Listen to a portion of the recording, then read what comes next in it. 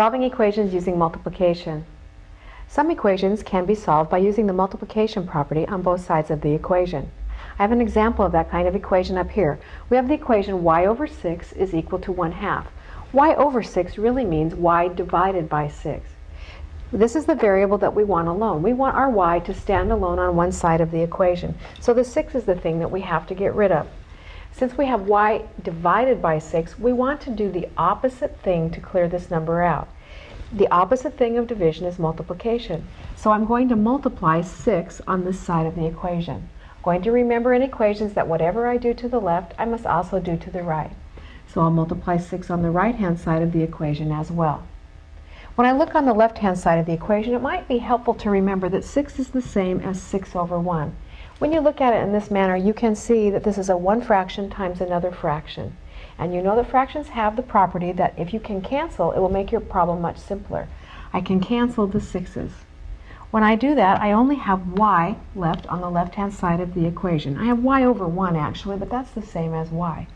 On the right-hand side of the equation, I'm going to rewrite this 6 as 6 over 1 as well. I can simplify my problem by knowing that 2 goes into 6, and I can simplify by making this a 1 and this a 3. When I multiply these two fractions together, I get 1 times 3 is 3 over 1, which is 3. So the solution to my equation appears to be 3. I always want to make sure to check my solution so that I know that the things have worked out okay. When I substitute this 3 back into the original equation, which is written here in blue, I'll have 3 over 6 is equal to 1/2. If I reduce this fraction, I get 1/2 is equal to 1/2, and the solution checks out. So I know the solution to my equation really is in fact 3.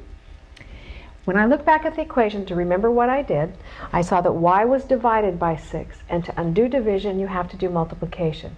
Whatever I do to the left-hand side of the equation, I have to do the right-hand side of the equation. So you can multiply numbers on both sides of the equation to help you find the solution to your equation. We're going to use the technique of multiplication to help us solve a word problem. In our word problem, a quilting store cut a piece of fabric into 9 equal pieces. Each piece was 1/4 of a yard long. How long was the original piece of fabric? Of course, we want to identify what it is we're looking for in this problem.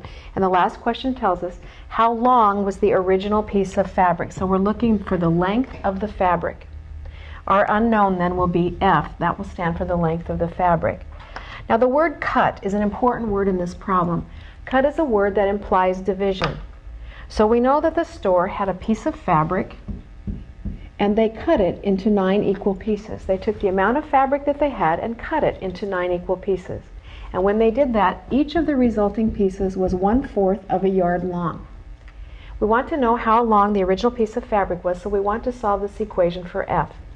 In this problem we have F divided by 9. And you'll recall that when we have a variable divided by something, we want to multiply to clear out this number that we no longer want on the left-hand side of the equation. I'm going to multiply by 9 on the left-hand side of the equation. And you remember you can write this as 9 over 1 if you wish to help you remember that it's a fraction. And whatever I do to the left-hand side of the equation, I must also do to the right-hand side of the equation. On the left-hand side of the equation, I know that the 9's will cancel. I've designed my number to do that. I've multiplied 9 so that it will cancel out. On the right-hand side of the equation, I'm going to multiply these two numbers together. So on the left-hand side of the equation, I have F. And on the right-hand side of the equation, I'll multiply the numerators and get 9, and the denominators and get 4. I want to change this improper fraction to a mixed number, and I know that that's equal to 2 1/4 yards. So I believe that the fabric is 2 1/4 yards long. Now if I want to check my solution, I'm going to do this. I'm going to leave this form for fabric. That will be an easier form to deal with. And I will have 9/4 of a yard divided into 9 equal pieces and see if that's equal to 1/4 of a yard. I want to check and see if that's equal to 1/4 of a yard. You'll remember that when you're doing division with fractions, it's the same as multiplication with the reciprocal. So I'll have 9/4 times the reciprocal of 9, which is 1/9, is equal to 1/4. My 9's cancel, and I have 1/4 is equal to 1/4. So my answer checks out. So the store had a piece of fabric cut into 9 equal pieces. We're going to remember that cut implies division. So fabric divided into 9 equal pieces made each piece 1/4 yard long. When we solved that, we found out the fabric was 2 1/4 yards. The method of multiplication is going to help us solve problems of this nature.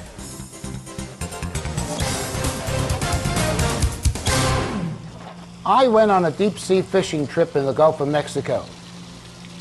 The fish you see me catching was too small, so I threw it back. But I did catch these 3 red snappers.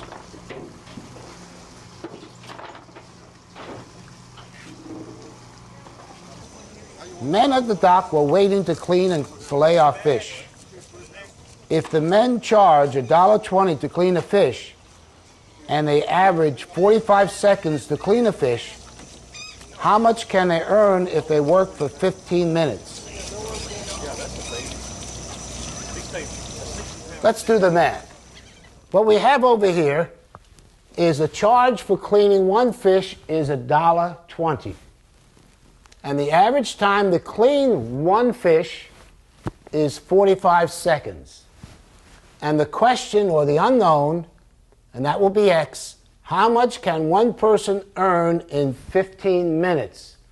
So the first thing we want to do then is convert this 45 seconds into what portion of a minute is 45 seconds. So it's 45 divided by 60, divide each side by 15, and that equals 3/4 of a minute.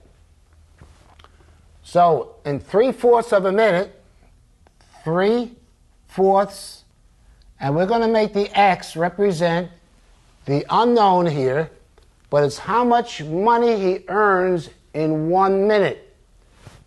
And we're going to multiply that number by 15 to see how much he can earn in 15 minutes. So 3/4 X equals, and that's what he can earn in 3/4 of this minute, he earns $1.20. So that'd be $1.20. So now remember what we do on one side of the equation, we have to do on the other side. So we multiply this side by 4/3, and this side also by 4/3. And this will cancel out. It's an X is alone, and put a 1 underneath this here. And 3 goes into 3, 1. We know that 3 will go into 120. 3 goes into 12 4 times, and 0. So we have 40. 40 times 4 equals $1.60. So X equals $1.60. So cleaning the fish at this rate, in 1 minute, the person can earn $1.60. And the question is, how much can a person earn in 15 minutes? Now we'll go to the calculator. And so it'll be 15 times 1.6 equals, and that will be $24.